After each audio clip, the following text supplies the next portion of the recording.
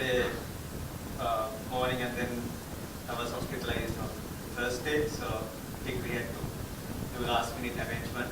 Thanks Hikri for that. But we thought of doing this session. Reason being, this is a different session. I don't think we haven't done this type of a session for the last few years. We all do sessions on a particular topic with coding stuff, with demos and all that.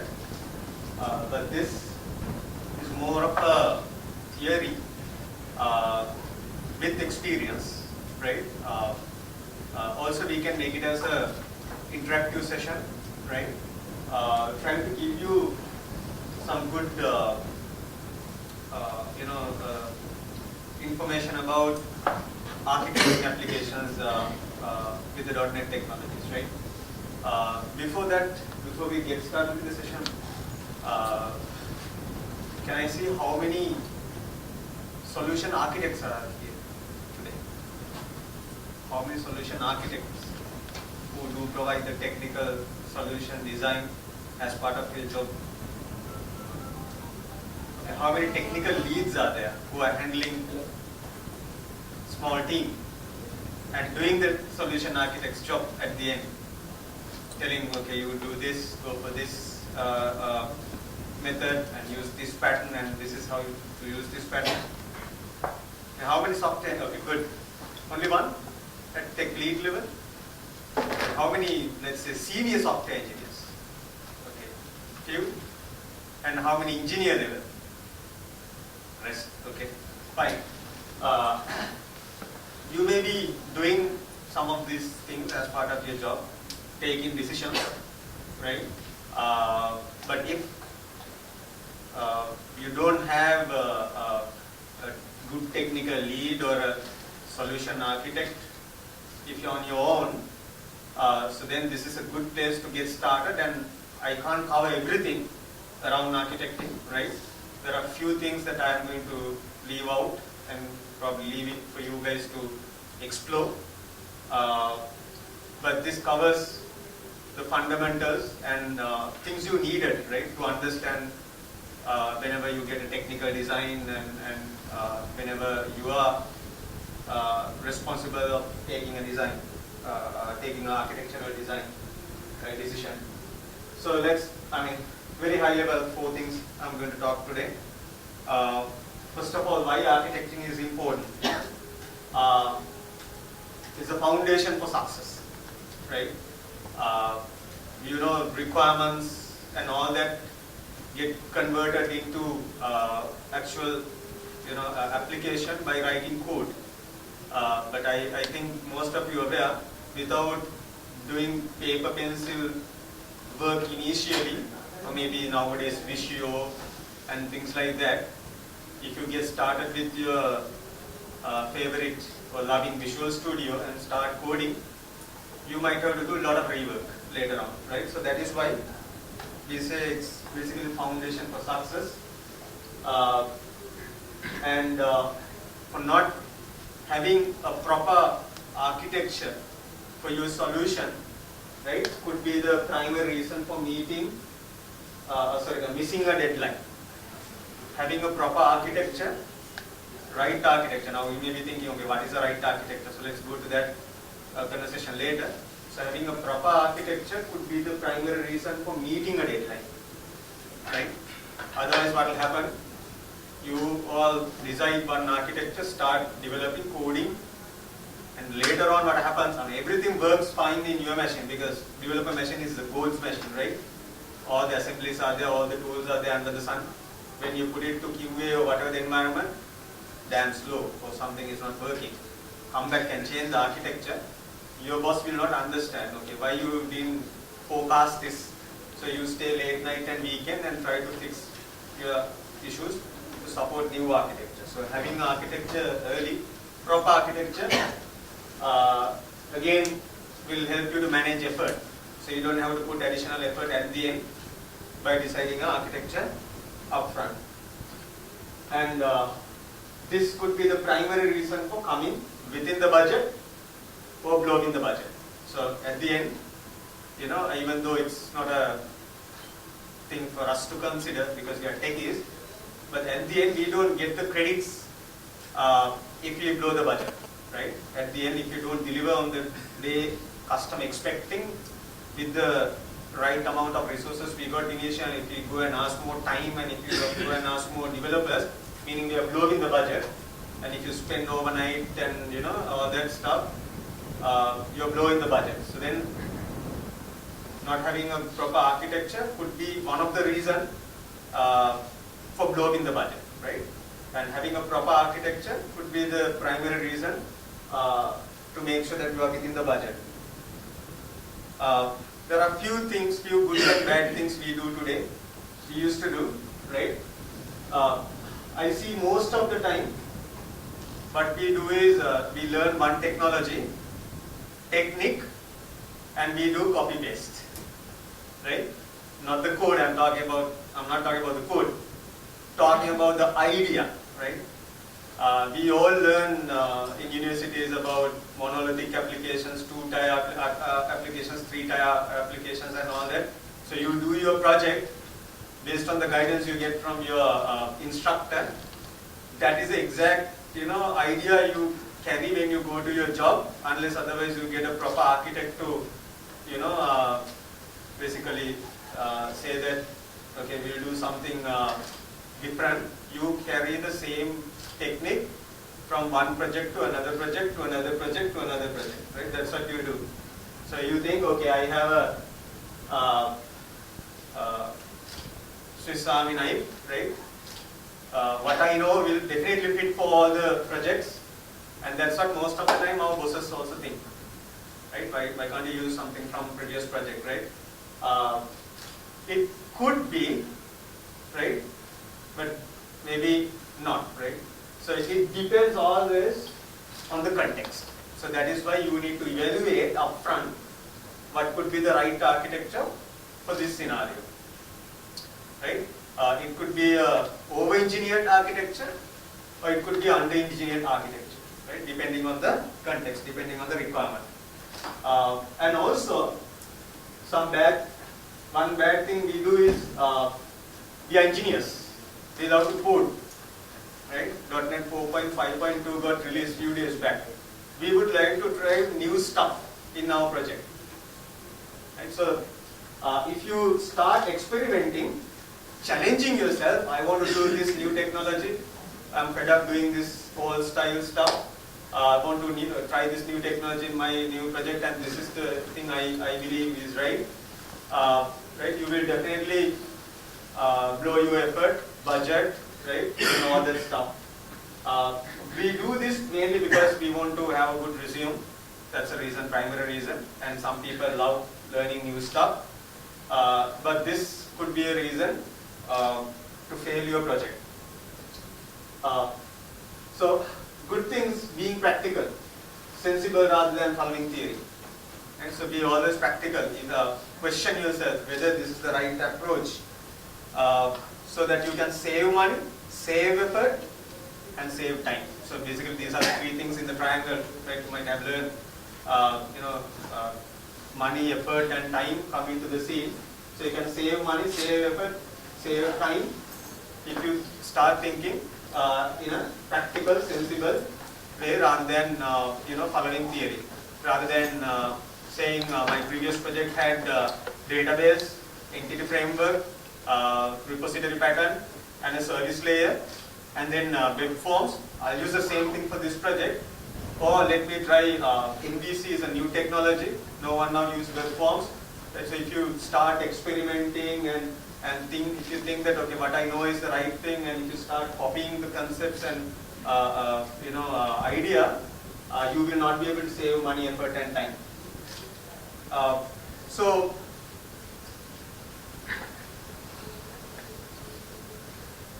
unfortunately, why can't you see text? Okay, now I'm going to put you into a different mode because I don't know why you can't see the text.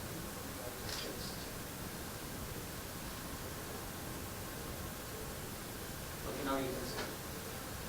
Okay, so this is one approach that all of you think is right. We need to definitely use interfaces, abstract classes, and stuff like that, right, in our project. And we need to make sure we have 100% test coverage, automated testing and code coverage and all that, right, checking for FX scope rule and all that stuff. And we need to have a rich domain model, and we need to have a set of WCF services or XML web services or web API stuff, right? So we need to include all these things in our project. So this may be the approach we all think is right. But there were other approaches in the past. Right? We had tightly coupled, no tiers, no layers, right? Everything procedural. We may not have time to do automated testing, maybe 0% test coverage, right? No layers, no service orientation, no API, right? So this is the way we used to do, some projects those days. This still can be done, but we tend to push for this approach. Our mindset is set to go and start creating interfaces and abstract classes and make sure you have a test project in your solution and start, try to make sure you have 100% test coverage and create the domain model by hand, right? Create classes with properties which match your database structures and all that, and introduce your WCF project and start creating it. But no one can say this is better than this or this is better than this. It all depends on the project context, right? Project context. Let's take a small scenario, right? This is the one actually I experienced recently. I was in UK last week of, I think, February, I can't remember. When we were in UK, CEO came up with the idea, okay, I need to have a small application, right? So he doesn't understand software engineering at all, person who sells, right? Salesman. I need to have a small application. Users should be able to answer, I want to take them through a set of questions and answer, and then I want to capture responses, and something similar to surveys we do, but with some additional features, right? Okay, he asked, okay, how long do we need? I started thinking, okay, I need to design the database, normalize it, and then need to create the wrappers and service layers and all that, and then maybe use SharePoint or something, because that's my area, or maybe let's evaluate first which is better and all that. Right? He asked a simple question: why you are making it complicated? Right? Why are you overthinking? Why are you over-engineering? So what we did was, we started with a small ASP.NET MVC project, right, with a SQL database with about 10 tables, right, to store users' questions and question types and all that. And we followed MVC just because guys knew MVC, otherwise I would have gone for ASP.NET, right? We did the project in 2 days. Right? We did the application in 2 days. So we did not have a lot of layers. There were no service layer at all, because there was no requirement to expose this application to another application to integrate or to give someone else to consume. That's where we need service layers, right? That's where people started learning XML web services and transporting data in XML format, right? So all people like me who started learning C, C++ those days, we did not have web services, right? So only requirement to bring in a service layer is if you have multiple UIs, multiple consumers, if you want to expose features, right? So we did not have a service layer. We still don't have. We have only user interface layer, data access layer, right? We didn't bring a domain layer also. Why? There was no domain, or there was no special vocabulary of products, orders, set of questions. Right? Only requirement was, okay, questions should be stored in a database, no hard-coded stuff in UI. Based on the user type, you need to load the questions and capture answers, right? So it was a basic thing. So this still could be the right approach, right? If you want to save money, save time and save effort, right? So think about these two approaches whenever you get a new project, right? Can I start with this? Because we know this will definitely work. No complication, right? Without bringing service layers and domain and stuff like that, this will definitely work and you can faster. Later, if project becomes a complex one, then we can easily convert into a complex architecture. So our over-architecting will definitely make sure it goes over the budget, right? And what if customer denied it, ignored it? Now think about my first approach. I think about, okay, somehow I convinced him, no, I need 5 days or 6 days, right? Actually, he was planning to present that one to bring in a 2 million euro deal to a customer next week, Wednesday. So what if I somehow got money and I started now putting up layers and all that stuff and all the layers coverage and everything, and after 2-3 days my boss lose the interest. Now I'll send Excel sheet and get the answers captured there, and then I'll send it to you. You do the analysis and send me the results. So if it is a small project, stopping in the middle is fine. But about a project, right, in millions, and you keep pushing the timelines, right? Customer finally lose interest, and then he's decided to stop funding. So you have a sort of a half-boiled egg. So that is why, even though we like it or not, Microsoft reduced their product life cycle from 5 to 4 years, now 4 to 3 years. Because you can't be running long-running projects. We lose interest. Right? So you have to give something. That's how the human mentality. Now think about this. You order phone or something in eBay. It says estimated delivery date is, let's say, 1st of July. But how many of you say that, no, I will never ever log in and check the order status before 1st of July? You will go and check the order status. You know it's going to come on 1st of July or maybe after that.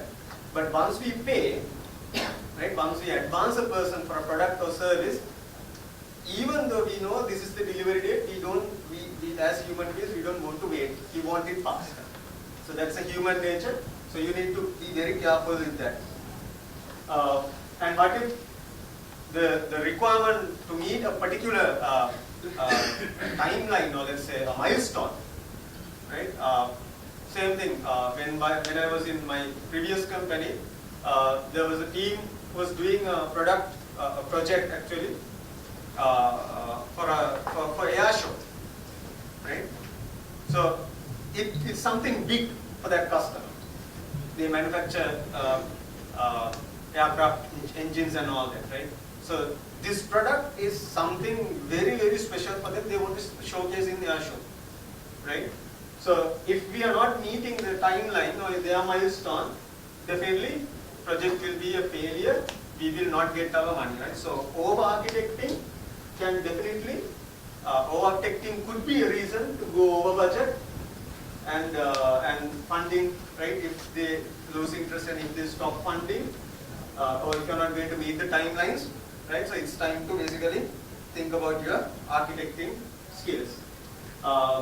Also think about these factors. How much time do I need to set up, or basically for setting up, right? To create the project structure and to basically do the initial structuring and all that, to get my initial set of pages working by connecting all these things, right? How many hours you need to put? So if you are following a simpler architecture, right, you may be able to save a lot of time in basically initial setup time, right? Setting up time and training. You may be the genius, but how many of you, or how many of colleagues working with you are comfortable with MVC, are comfortable with Silverlight or WPF, right? They may come from a web forms background. So for them to understand what controller does and what Weave does and what model does might take a day or two. And you don't have funding or budget or time to give them a training, right? And ramp up time and the tooling support. Right? So maybe the architecture you are putting up require a lot of high-end tools, right? But you may have only the Visual Studio, no other tools.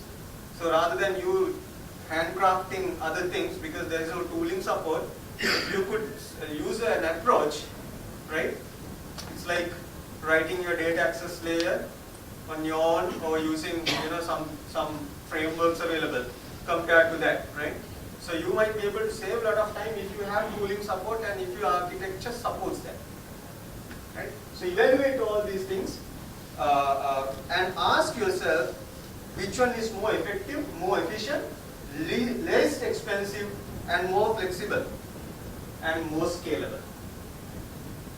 Get the architecture, have a discussion, which one is the most effective, right, efficient. You need to think about efficiency and scalability. Will this support, right, if we have to add more users and if there is a requirement like that, and most flexible one.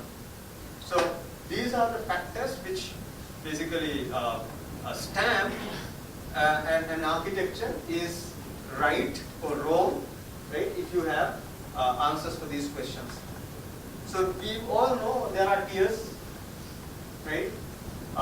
So having tiers basically provides scalability, security, uptime and reusability, right? So tiers nothing but physical, right? Tiers always physical, layers always logical, right? Meaning you can have 3-4 layers in one box, right? That's why we call 1 tier, 2 tier, 3 tier. It's always related to number of servers, number of machines, right? So if you have more tiers, then you have scalability. Why? You can bring one server down and add another server without affecting the application. You have more security. Why? Application has to cross each and every server boundary. So in each and every server, it gets checked for security, authentication, right? More security, more uptime, of course, not like having one server, and reusability. But also, there's a performance cost. So before you introduce number of, or let's say, before you decide this is a single tier or 2 tier or 3 tier or n tier application, think about all these, especially these two, disadvantages as well. Performance cost, because it's not in process. It has to cross server boundaries, right? Thanks to hardware, network people, nowadays we have good bandwidth servers and network equipments and all that. Otherwise, right, there is a huge cost in the performance. And assume that we somehow manage the performance by adding more servers, but complexity, increased complexity is something really worries us. Because we need to think about serialization. How data gets serialized, how data is secured. Do we need a secured communication or transport channel? Do we need to use SSL? Configuring SSL, right? And managing sessions in your code, right? What if session created here but user next request goes to another server, doesn't have his card, whatever he purchased in his shopping cart? How do you do it, right? So then we'll bring in AppFabric. Wow, AppFabric is a new thing where we have a distributed cache, but who knows AppFabric now? Okay, someone has to go and learn, right? So introducing more tiers, right, will definitely increase the complexity of the project. So you evaluate whether we can live with, right, for this release or maybe for this version, right? For example, Microsoft didn't bring Visual Studio 2013, in day one, right? So you know how tools got evolved. Same thing other products. So you think for this version, can we live with a single tier or a 2 tier so that we have less number of tiers, less number of boxes to manage, and less complexity compared to maintaining 3 tier or n tier applications. So layers, of course, layering. We all love layering, and we all talk about these fancy words now. Data access layer, or some people call it as persistence layer, and domain layer, or we call business logic layer, service layer, and presentation UI layer. So it's good having layers, having separate layers, is always good because we have separation of concern. UI is responsible for UI only, and it's easy for a person to understand, and it basically abstract the complexity away, right? And also minimize the dependencies. So if you have a proper layering, you can always move from access databases to SQL, or from SQL to some other database, or you can even change user interface from web form to MVC more or something like that. There is no dependency. And enable reuse. So if you have a proper domain layer set up with proper classes, entities and all that, and if you need another solution for the same company, same domain, you can reuse some of those classes. So that's what we do. But also think about writing more code. You have to write a lot of code, right? You have to write code to make a call from user interface to service layer, from service layer to domain layer, from domain layer to data access layer, and then execute SQL queries, right? And also in each and every layer, think about serializing, deserializing, because database uses SQL, other side use objects, right? Conversion has to happen. And this is going to be a nightmare if you have object relational mismatch. Meaning in database, it says users. In application, we have a class to represent users. Let's say call it, let's say something else. Class name is something completely different, right? Let's say customers or something. So object and relational mismatch. You write a lot of code, right? To bridge these two, right? So think about that before you layering. So what are the layers we have? Presentation layer. It also highlights what are the technologies available. We have web forms, MVC, Bing forms, WPF, Silverlight, JavaScript, CSS, jQuery, Knockout, and there are so many now for the presentation. Now choosing the right technology for presentation is again taking the right ROM architecture decision.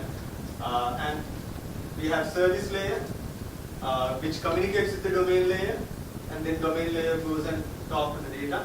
So we have web APIs, WCF, service stack, plain old CLR objects we call POCOs. People rarely use POCOs these days, but there may be a situation, right? And for writing domain, we have C#, VB.NET, F#, IRUBI, and Python. There are a number of options.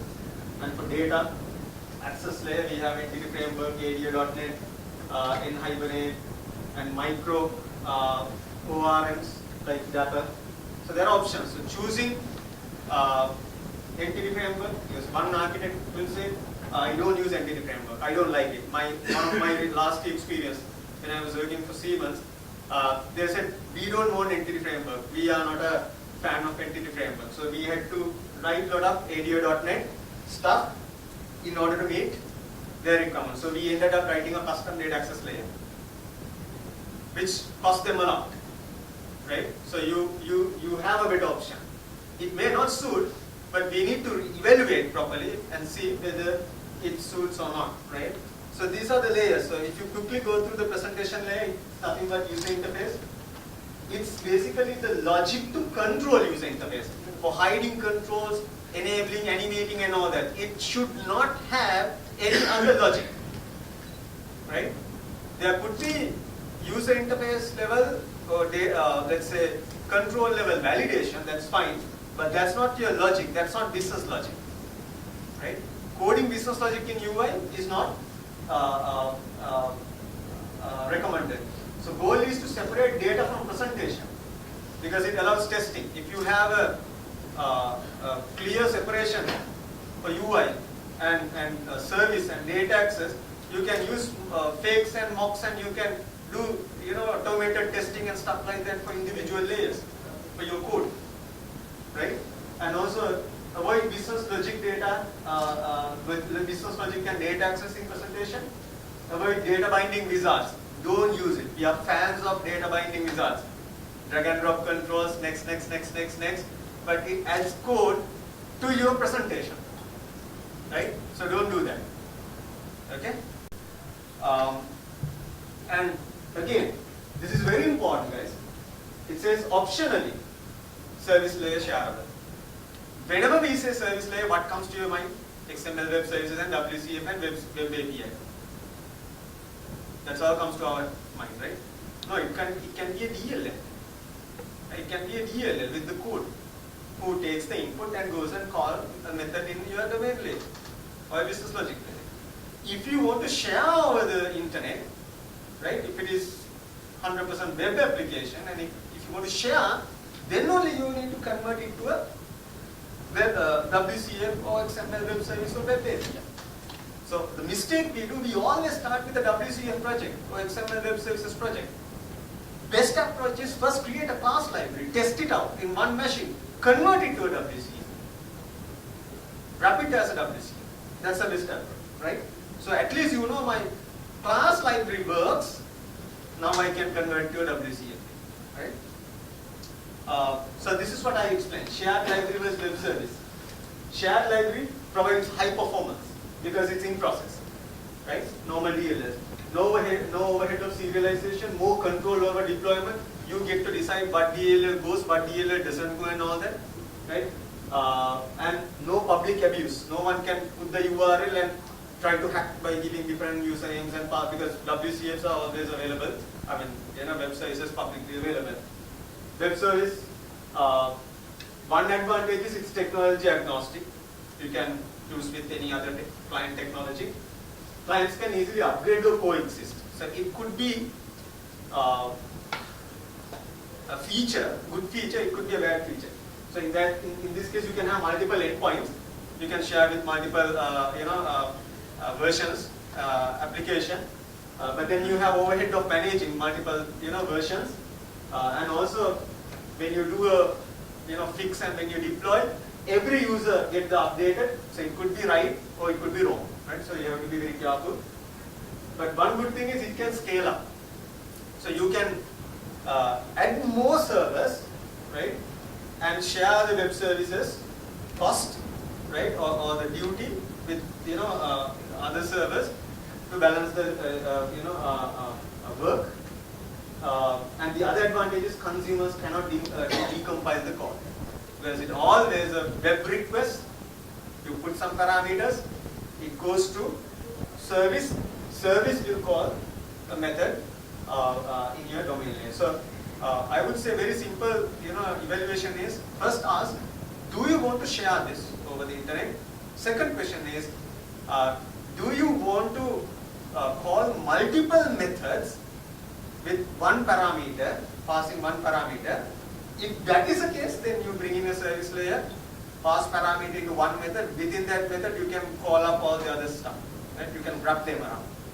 Otherwise, if it is one-to-one or maybe one-to-two sort of a mapping, then you can directly call from presentation to domain layer. So since I'm running out of time, let me quickly go through business layer. So service layer optional. Take a decision before you add in the project, whether you really need it or not. Right? You may not need it. Right? Additional code, but no one will use in future. In vain, you are wasting your time. But business layer is good to have.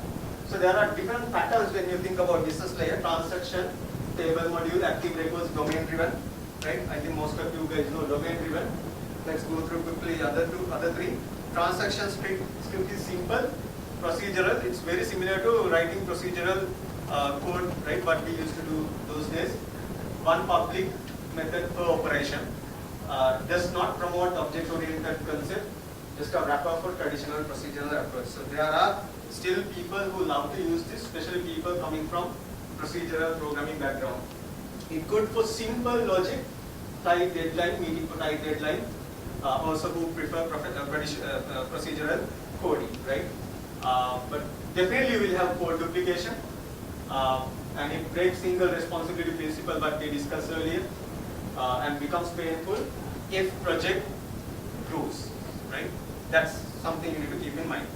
Table module, what will happen is there will be one class per table, right? What we use is traditionally ADO.NET. If you are using this pattern to do the business layer, data set and data table, generated by our Visual Studio. That's why most of the people are not using it now. People don't like those wizards now because it's auto-generated. It's not a good practice, right? And slide, basically bind slightly data access code with the business logic layer. So that's another reason we don't promote this. There's no clear separation of business logic and the data access layer. So this is considered a legacy approach. Active record, what happens? There is one class per table. Also, each instance of the class represents a row in the table, right? Class knows how to perceive itself, like doing CRUD operations. Can contain business logic by introducing additional partial classes. And this normally implemented by Entity Framework. So this is something you can actually promote. So this is something we promote these days, right? If you are not really a fan, or if there is no requirement to bring in domain concept.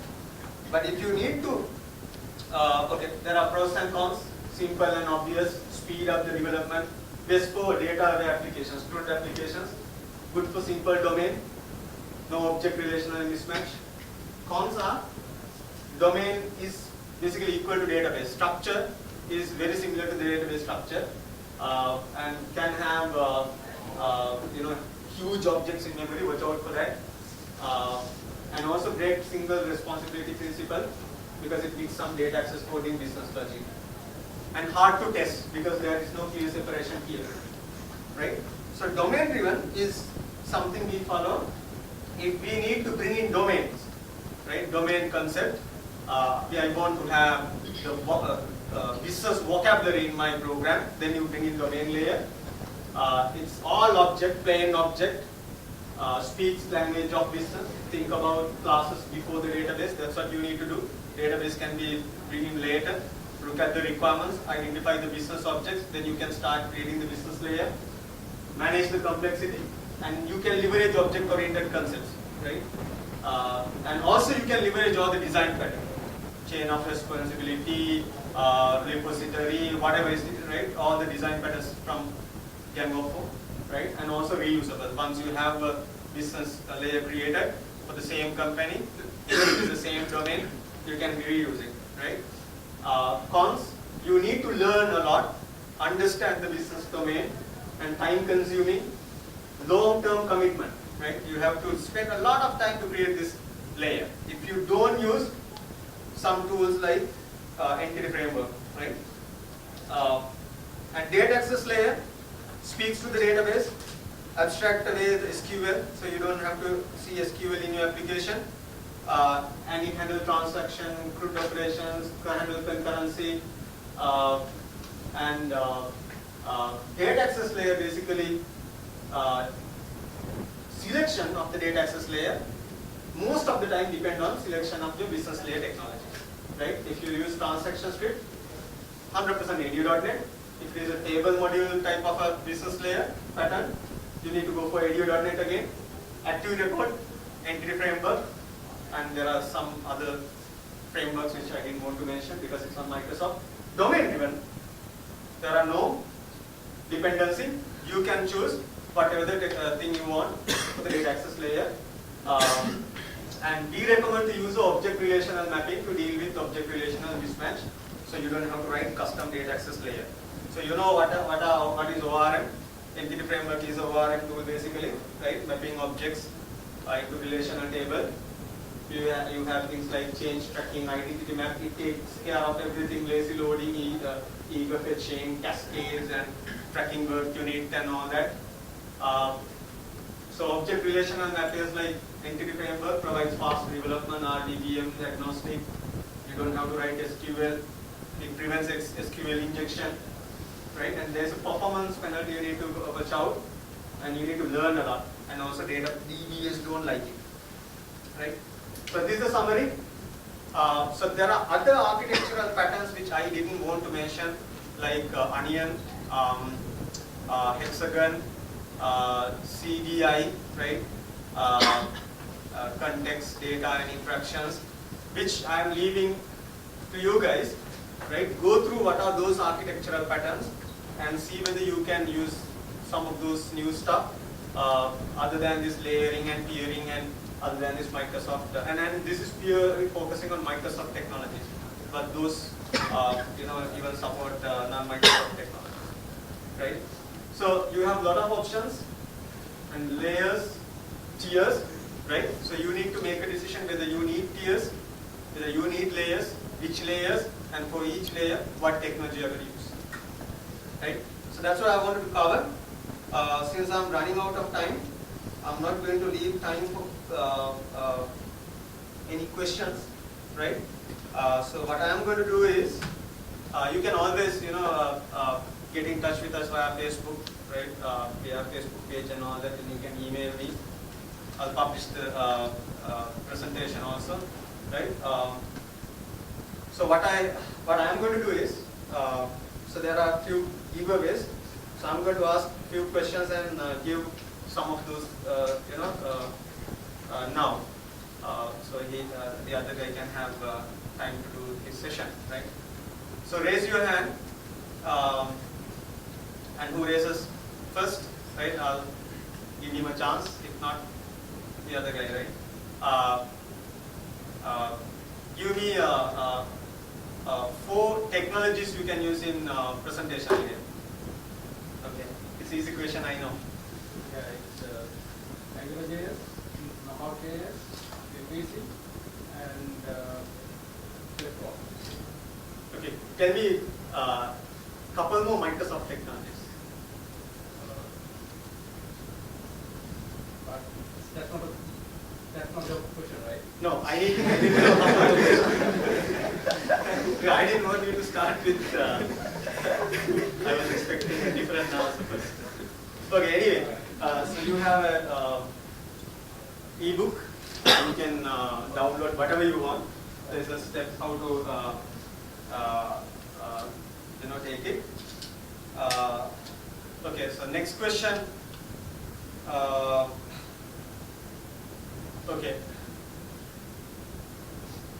Tell me 3 disadvantages of layering. Okay. More code, more complexity. That's More what I time. had in slide. I need to know one. Sorry? Those are the 2 I had in my slides. I need one more. More time. Okay. more time. Good. Okay. Thanks. Okay, guys. I'm not going to stick around today. I have to leave quickly. Going back to office. So you guys can connect with me in Facebook, right? I'll upload the presentation. You can download the session, and if you have any, comments, just put it there, right? We'll try to do few more sessions depending on your interest. Thanks, guys.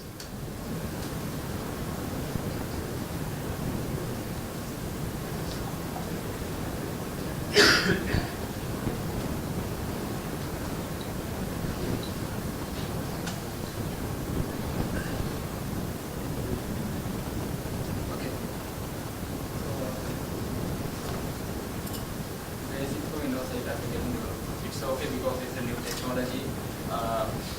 So tell me, any Android app developers here? iOS? Windows Phone? No, it's okay. Because this is a kind of new technology, so most of the guys in Sri Lanka don't know about this in Windows 8 application development. Because I'm a professional developer, Windows 8 and Windows Phone application developer. So I work for Microsoft as a Windows 8 and Windows Phone application developer. So now I'm going to talk about the basic things. Okay. So sorry about I have to change my topic because if I did it is useless for you and me also. So you all guys know about Visual Studio, right? So what are the basic tools you want to develop for Windows 8 apps? Tell me. What are the main tools you want to develop Windows 8 apps? Visual Studio 2000. What is the operating system you want? Windows 8 and Windows 8.1. Okay. Are there anything?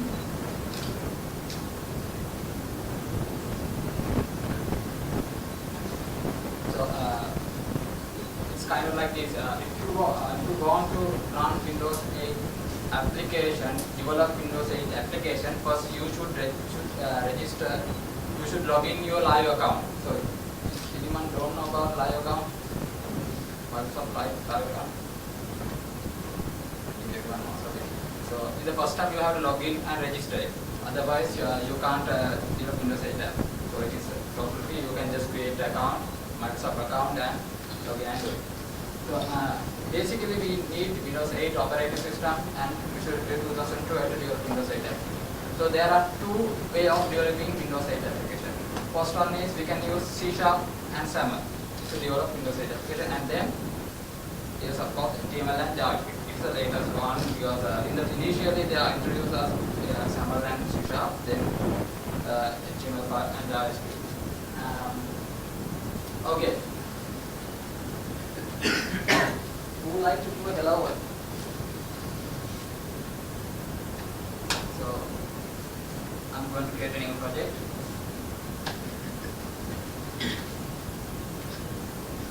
So, in the Windows Store, you can see there are some templates. Okay, so there are blank templates, grid, split view, like what they are. These are the templates already have in Visual Studio 2012. So you can basically use these templates to develop Windows 8 app, and it's kind of easy. And if you go through these things around one day, it is easy to learn this. If you have C# knowledge, trust me, it takes only one day to learn these things. Okay, so.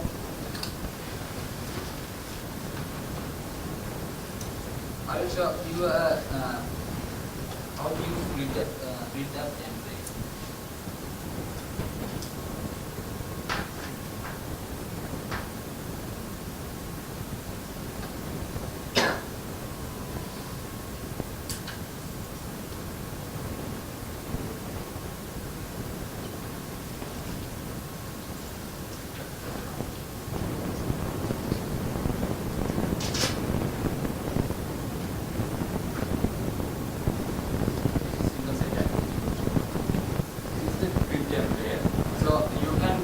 Data, this grid view, and create some awesome applications, apps.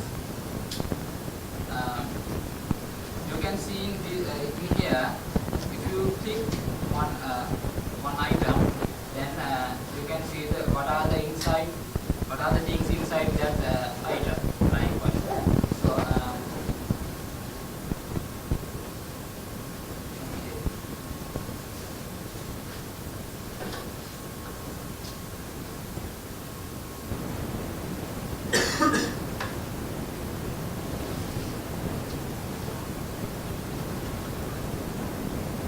I'm using 2000.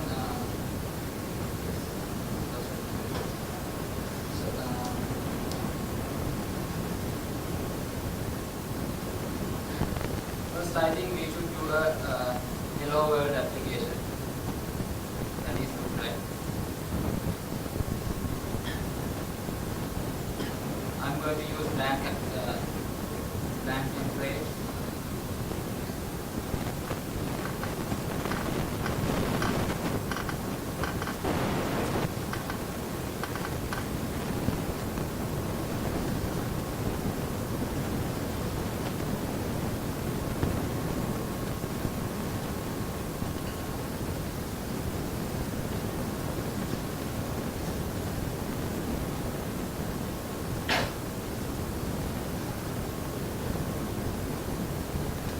You are seeing the Solution Explorer, you can see some files here. So in the main page, it's a summary. So this is the design layer. If you want to design the UI, you have a code in here. You can see. So normally, basically, we are using SAML language to develop the UI. Okay. So in the functionality part, use C# the functionality part. So then we are integrating these two together. So at that point we are using data binding. Okay. I just show you how to do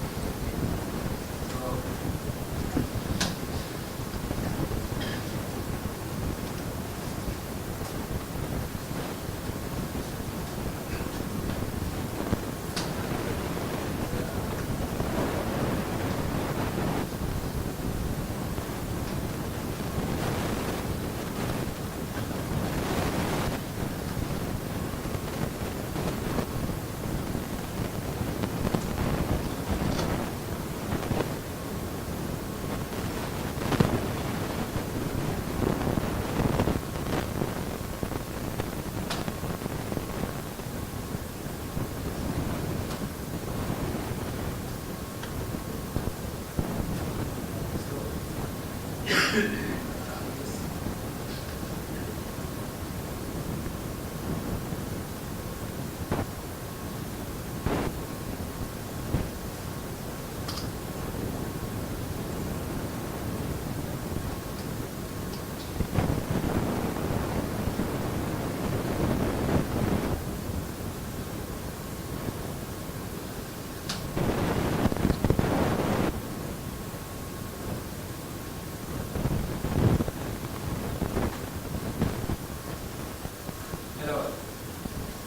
This is the simple application that we can do.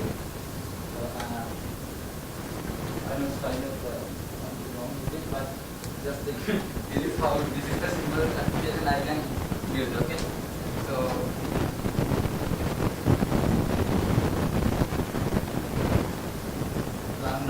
I have to go for my topic, otherwise it will be boring because there are some other guys who came here to know these things. Okay. So I'm really sorry guys, but I don't know how can I explain it, because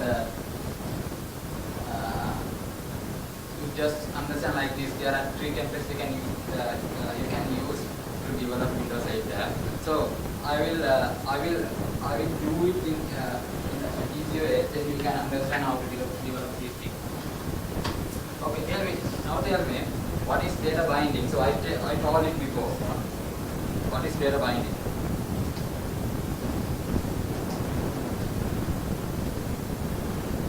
Anyone? Not about it's not about Windows 8 application. What is data binding? Normal.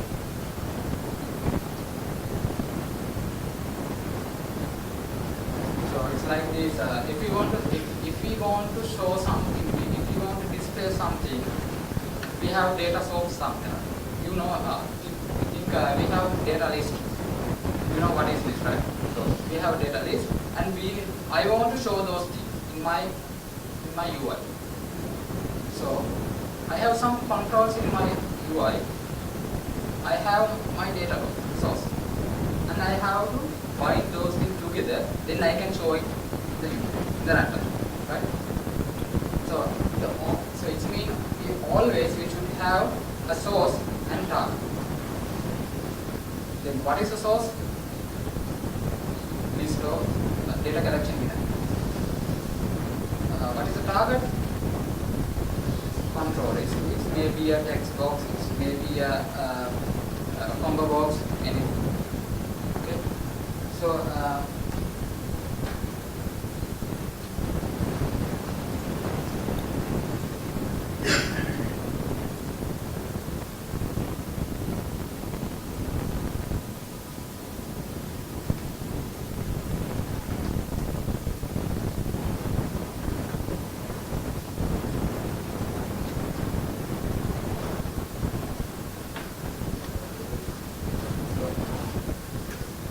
I'm not talking about binding a controller to a single item. This is easy, nothing big.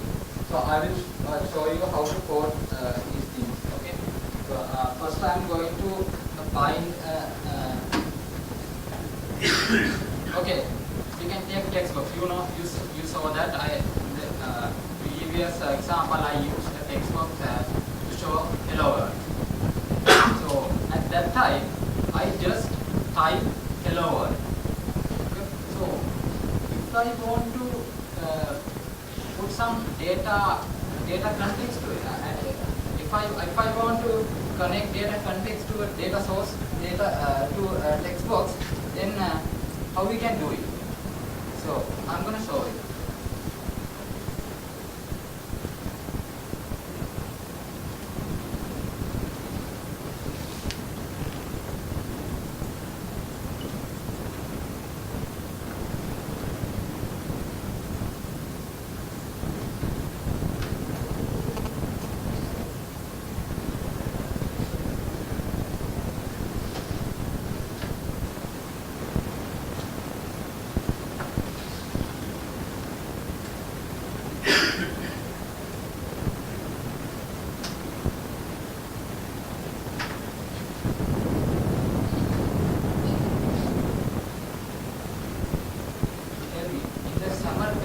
What are the things we can do?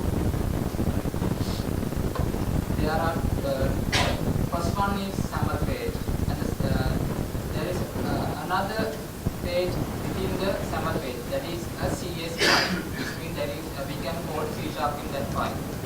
So in the SAML page, what are the things we can do? We can design, we can use it to design the UI. Okay. So if we want to show something, we can add controls like text box, combo box, list view, quick view, those things into the SAML page. Okay, now I am going to add a text box. I already add one. So I am going to bind something into this text box. Okay. So here is the thing I am going to do. So text is a property of the text box control. Text box is a controller. Controller has some properties. Like it should have a name. Okay, it should have a value that we call text, and it should have background color, foreground color. Those are the properties of the controller. Okay, so if we want to bind a text to that text box, then we should bind the data to the text value. Okay, so how are we going to do it? We just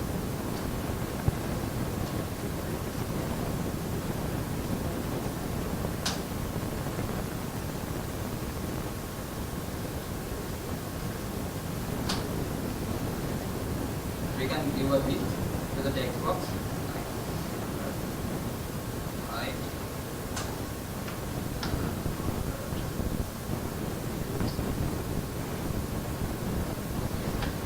And also we need a name for this text box, otherwise we can't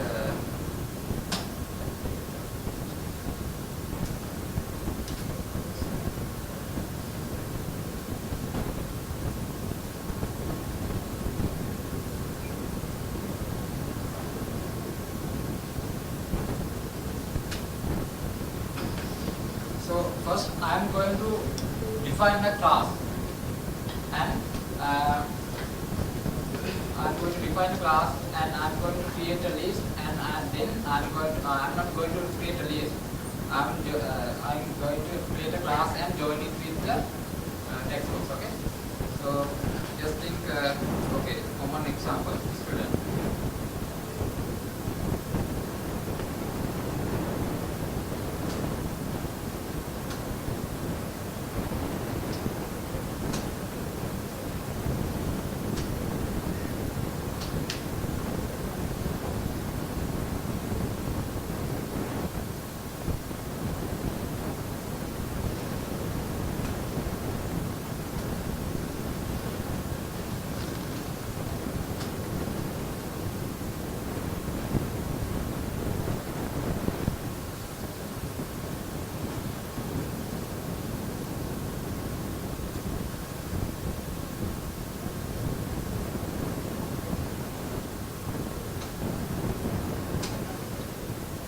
What are the properties student can have? Name, ID, age. So first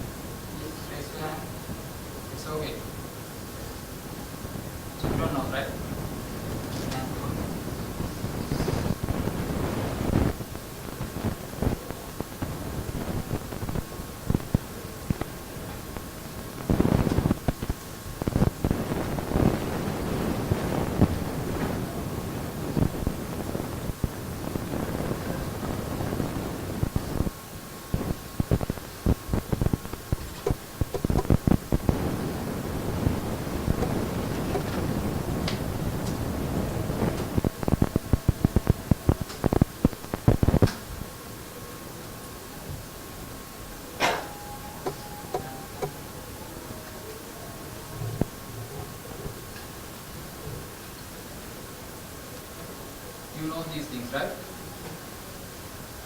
Yeah or no?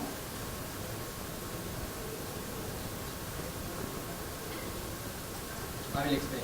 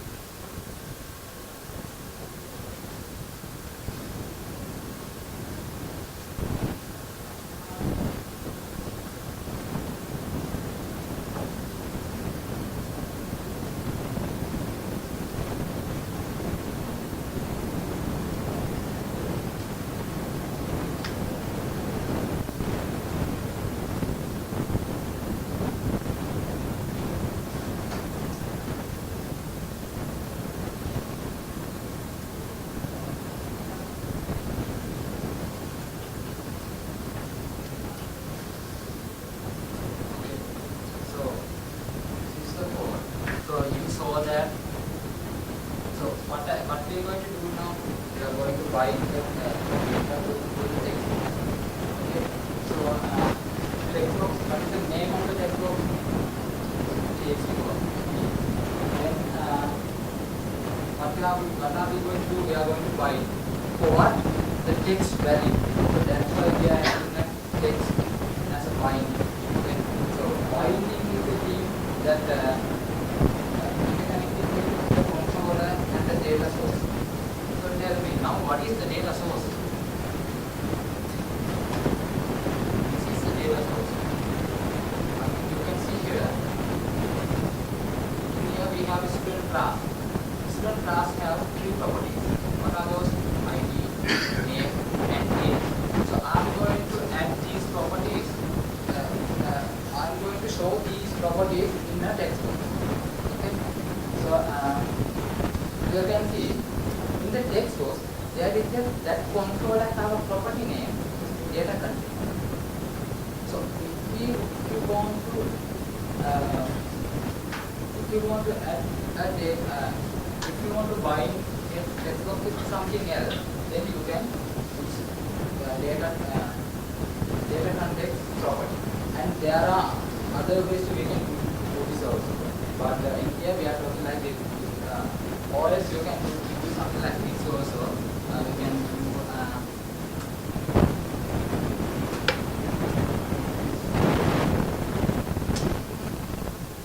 equal. Likewise, you can type whatever you want in here. Then it will show in the URL, right?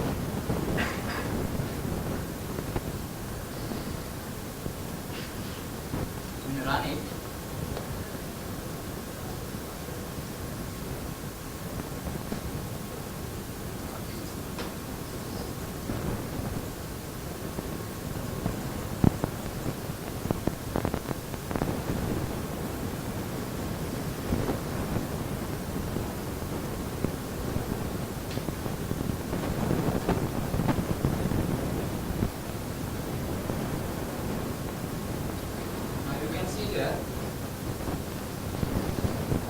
the ID as ST1000 and name as my name and my age. So I bind my data with text. So how do I did it? Anyone can tell me how I pass this value to the text box?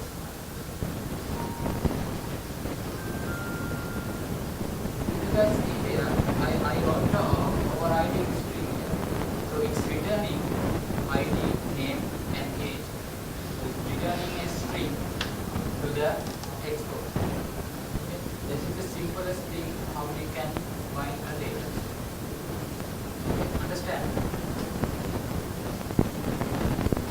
Okay. Now just take this. So in here a single we bind a single string with the control. So there are some risk controllers like this control and combo box. So in those controls we can bind list. You know what is list? You know? Okay. So we can bind list. So now we can see how we gonna bind list view with the list data with the collection with the homeworks.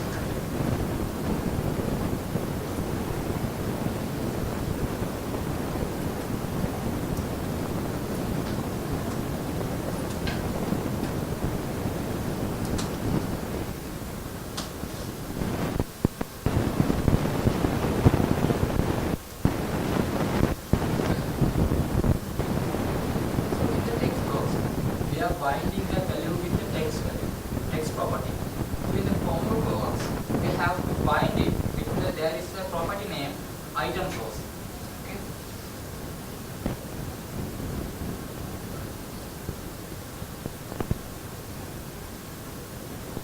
So what we are going to do? We are going to bind. So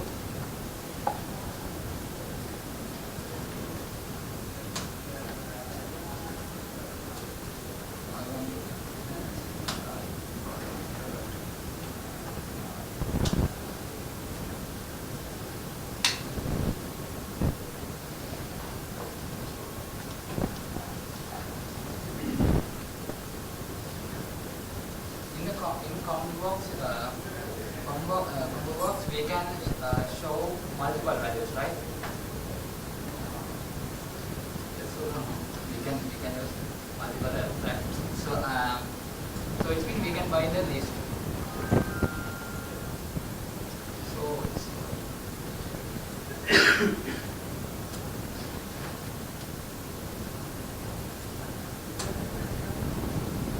anyone can tell me what is the list?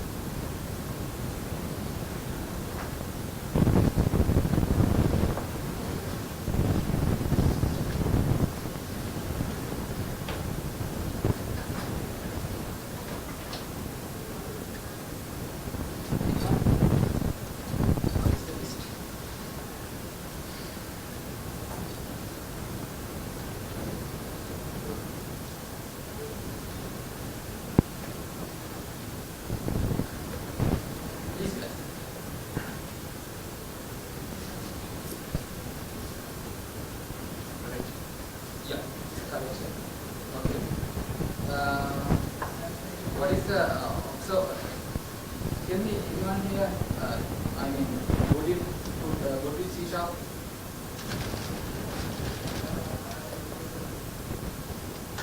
What?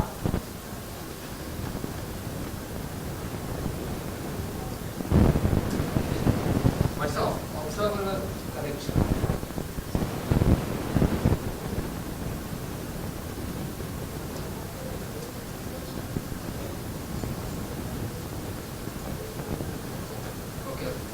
Just going to use a list.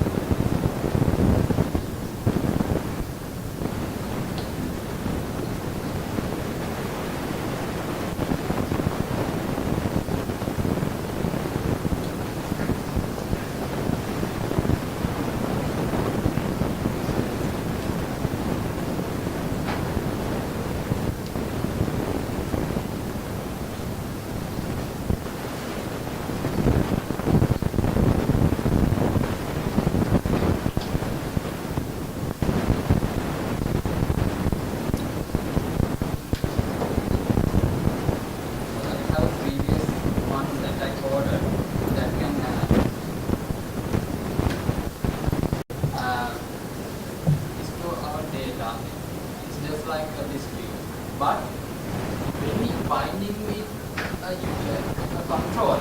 Okay, so it's in the runtime there are some there are some things happening. Values may be changed, right? In the runtime there it could happen, right? Values may be items may be changed. Okay, so at that time, it's getting to the control. Here I have update to do, so fix it. Likewise, that is why we are using this observable character. Actually, we can use this key also. I will show you that how we can use that. Okay. So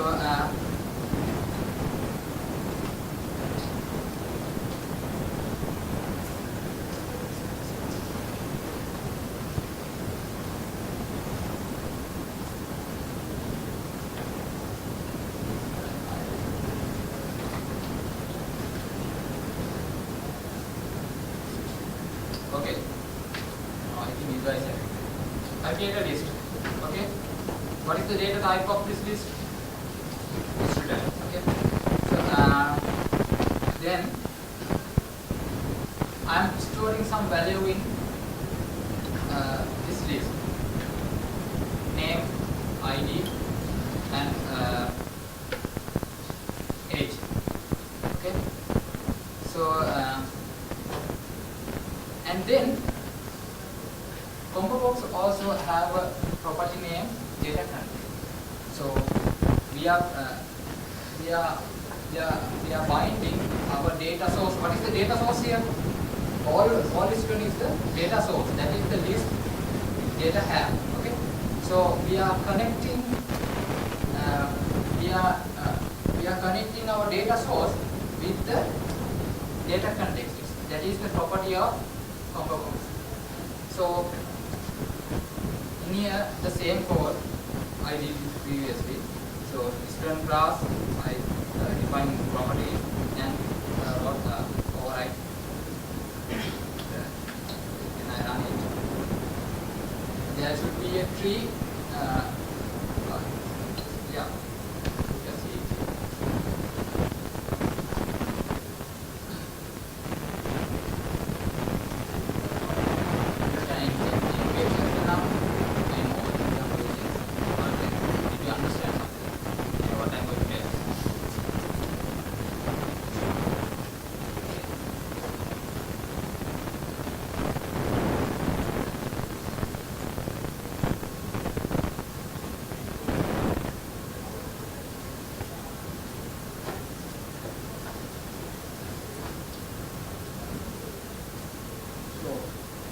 All the time we use this override method to return the string value to the text box, right? Text box or ComboBox or whatever. So if they test that good, tell me. If we have we are getting data from a XML file. All guys know about XML file, right? So we have a huge amount of data in the XML file. So if we want to return a string in those kind of situation, what you're gonna do?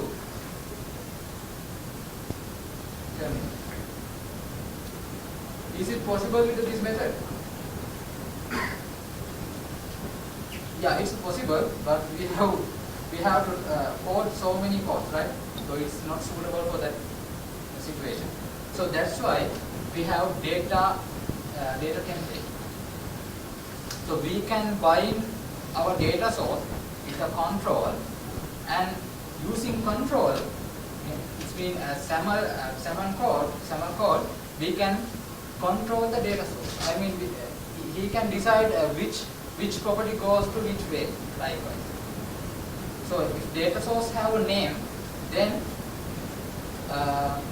control can decide, okay, this name should appear in here, this text box, right?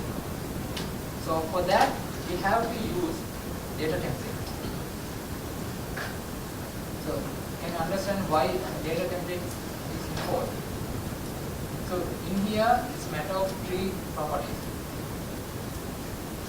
But when it comes to so many data, then kind of hard to deal with it, right?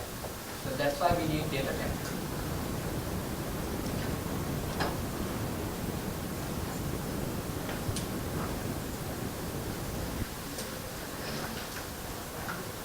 this is the last example I'm going to do.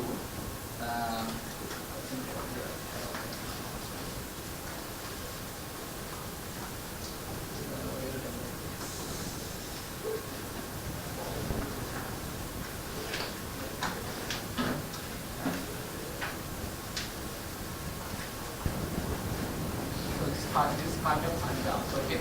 So I didn't use here XML file, but I create. You can use here as a list also, but now I'm using this. Okay. So in the previous I used a list, then now you should return also, otherwise it will be you know. So in this class I added a new property image URL.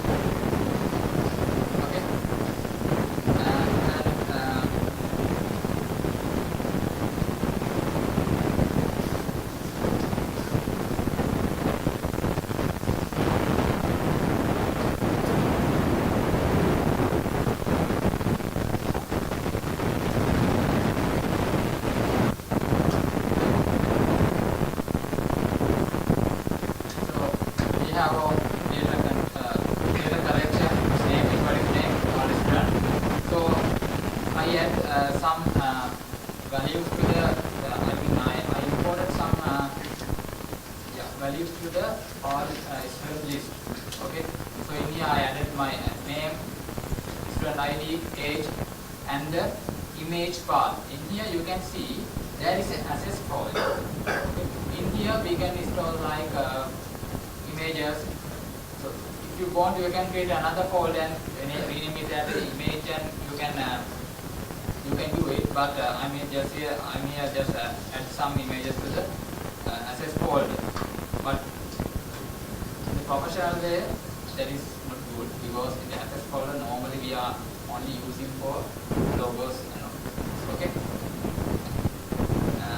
So I gave the path here to the image. That is image URL and student age and student ID and student name. Okay. So then I want to show you the list view. Okay. List view. You know what is a list view and grid view?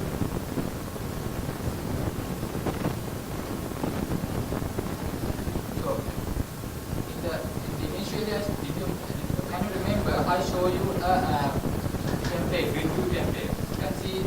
Did you see that we have boxes?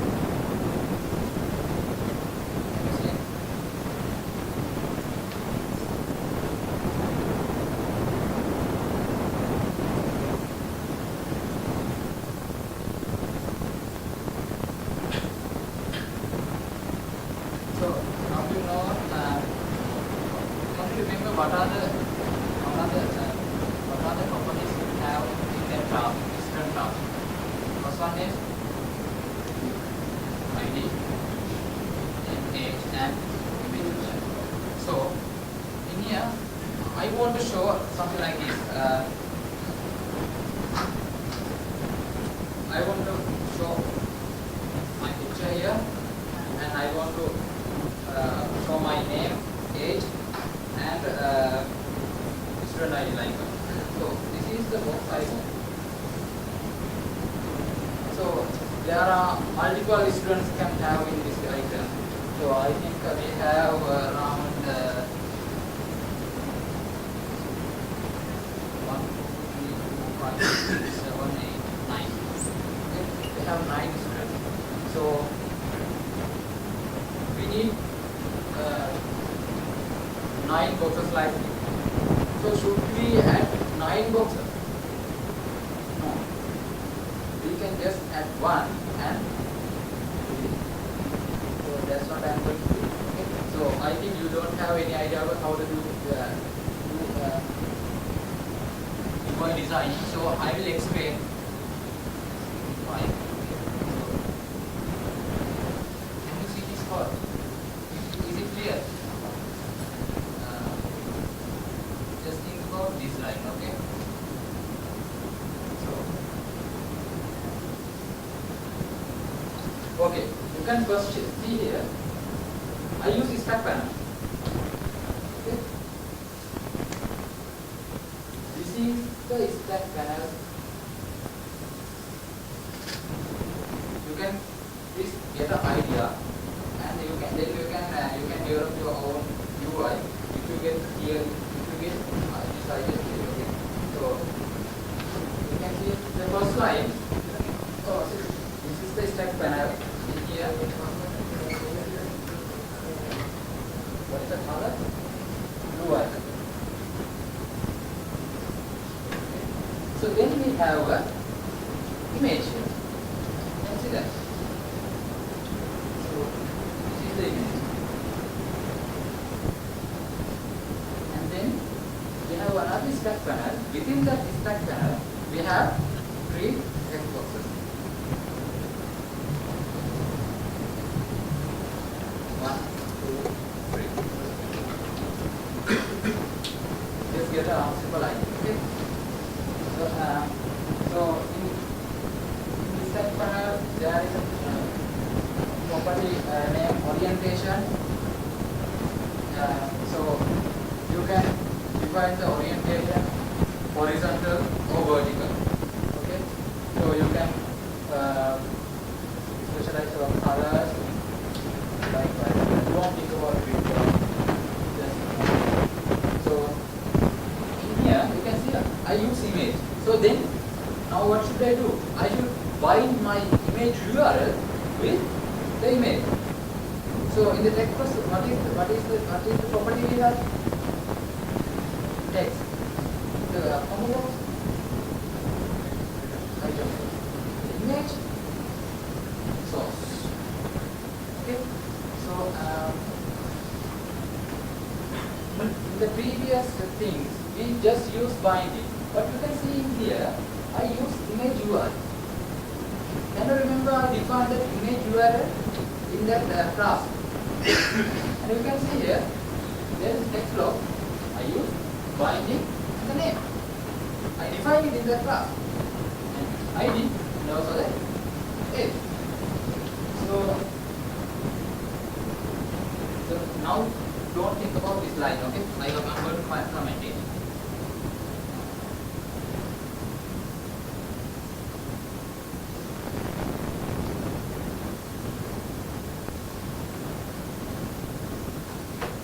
Okay. So first, what is the control we have now? Grid view.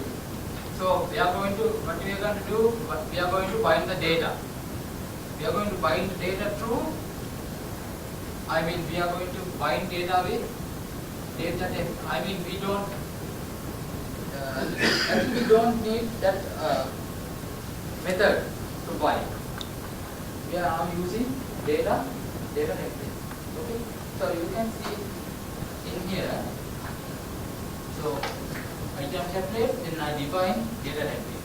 So then we should apply our UI thing. If you normally we are doing this like this. So if you want to do something like this, we are designing this and put it in here. So then we can have nice UI. So run it. Sorry. So in here, the main control is grid view. So we should bind that data to that grid view. Okay. So item source is bind. So don't think about this item pick. Then if I remove this one item source, then nothing will appear in the list view. Sorry, in the grid view. Okay. So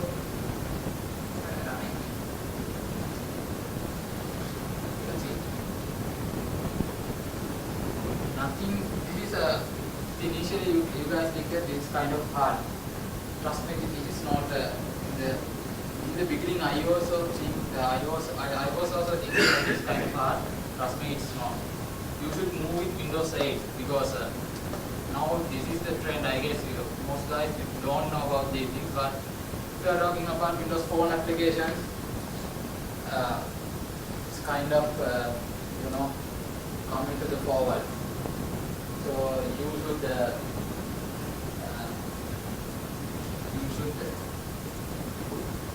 go to with these technologies. Okay. So I think it's 8 o'clock. So I think half of the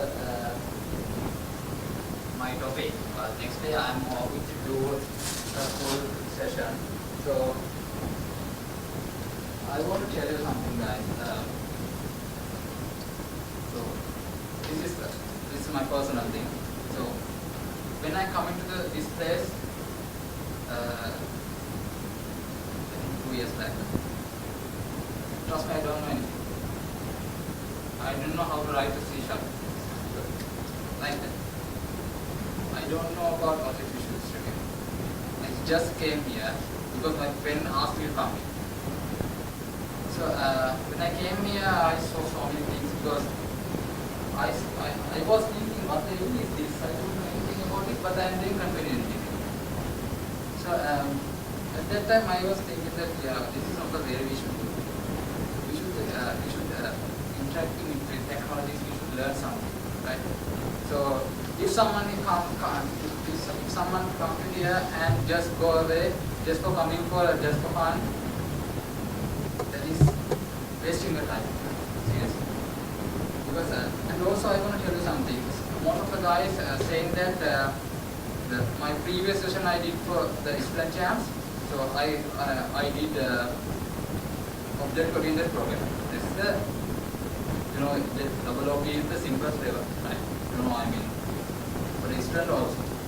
So, but I was talking about it because at that I did it for March session, I guess. It was BCS exams and the university big exams. The second year, all guys have OOP as a subject. So, normally when I am doing the presentation, I am always trying to do it in a basic level because the first I came here, I can't understand anything. Because most of the guys coming here and they are expressing themselves in their level. But if I am sitting in there, I can't understand. So I fail. So I am always trying to do something in the basic. So really sorry guys. Normally I think no one use text boxes to demo something. But I am doing it because today. So go home and do some findings and do some researches and develop some apps. So if you want to ask something, you can call me or you can email me sankabulakkama@outlook.com. You can anytime you can call me and or email me anything. So I'm here to reply you, and if you want anything I can give. Okay. So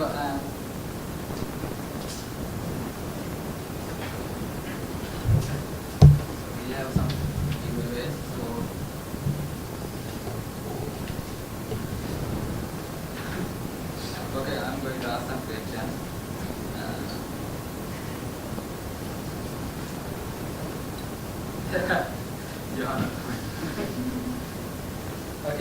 that there are two ways of developing Windows 8 app.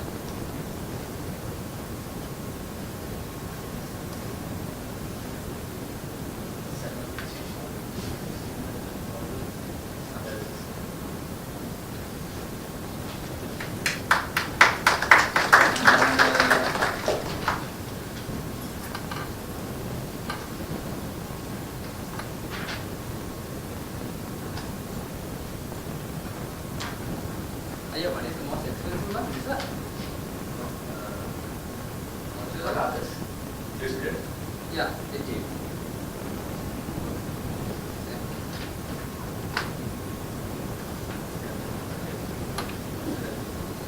So,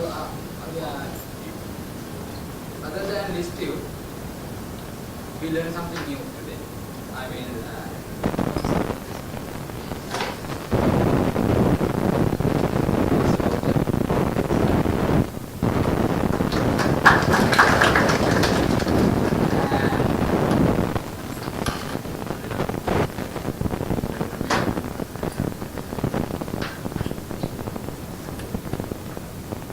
what is data byte?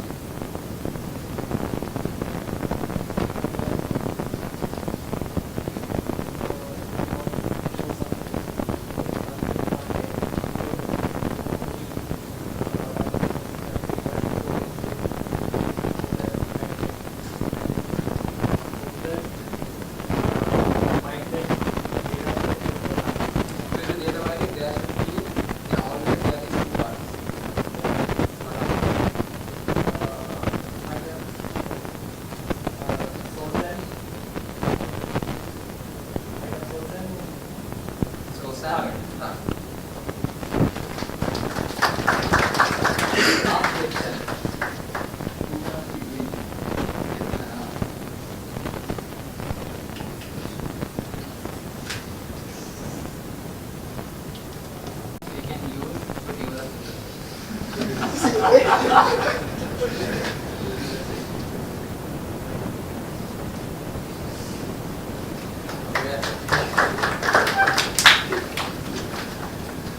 Okay, thank you very much. And today, so go home and do some finding and do some researches and develop some apps. So if you want to ask something, you can call me or you can email me sankabulathama@outlook.com. You can anytime you can call me and or email me anything. So I'm here to reply you, and if you want anything I can give. Okay. So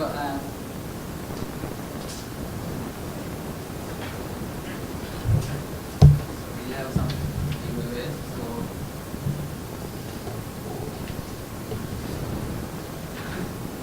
okay, I'm going to ask some questions.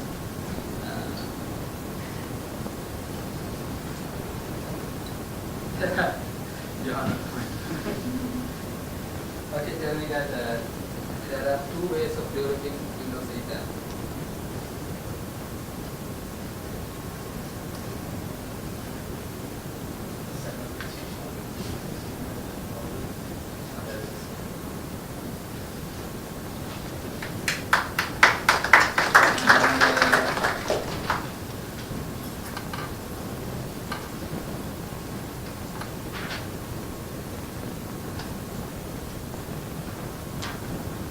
What is the most expensive one? Is that? What are this? Discrete. Yeah, it is.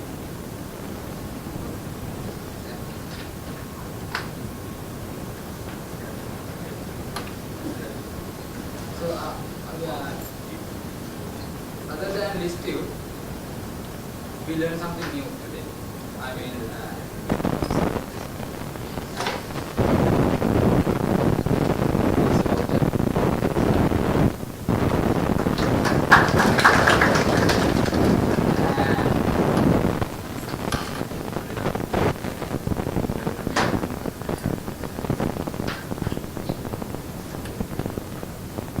what is data byte?